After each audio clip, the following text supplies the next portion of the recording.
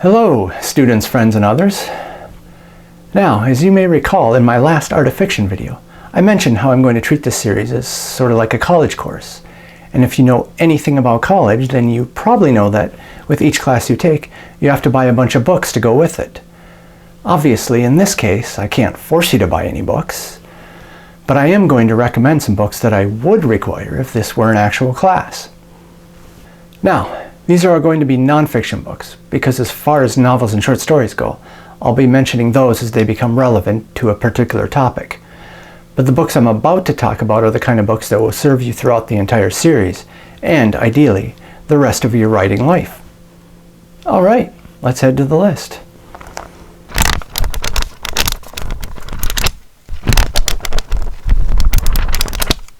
Okay, so first on the list is John Gardner's On Becoming a Novelist. The reason I'm recommending this book is because it's probably the best book out there on what it takes to be a writer, and more importantly, what it means to be one. It's also chock full of what John Gardner is most famous for, which is doling out brilliant remarks about what fiction is and what it does when it's at its best. It's really the perfect book for anyone who's come to the realization that, for better or worse, they're a writer. Okay, so next up is 20 Masterplots by Ronald Tobias. It's probably the easiest read of all the books I'm recommending, but what it does is, at the end of each chapter, it gives you a checklist that you can refer back to when you're constructing your own plots, which can be especially helpful when you find you're stuck and can't seem to figure out what should come next in your story. Of course, you may decide not to adopt the organization that he lays out in his checklists, but it's always good to have some sense of what is traditionally done so that at least you know what grain you're going against. Alright, now we have Analyzing Prose by Richard Lanham. To be honest, this book is not strictly for fiction writers, but since we use prose to write fiction, it still definitely applies to us. The great thing that Lanham does is he goes into detail about the various styles of prose that are available to us. And because one of the things we'll be discussing in this class is style, it'll be worthwhile for you to have this book to refer to whenever I bring up some stylistic topic that you may want more information about.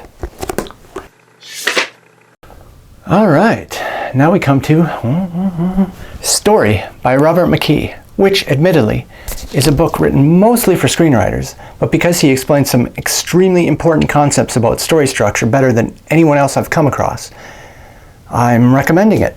In fact, if you were to ask me which of the 5 books I'm recommending is the most important to get your hands on, this is the one. His discussion of the principle of antagonism alone is worth the price of the book. And finally, we have Metaphors We Live by George Lakoff and Mark Johnson. Now, what to say about this book? Well, first of all, it's also not a work explicitly written for fiction writers. In fact, it's not really written for us at all.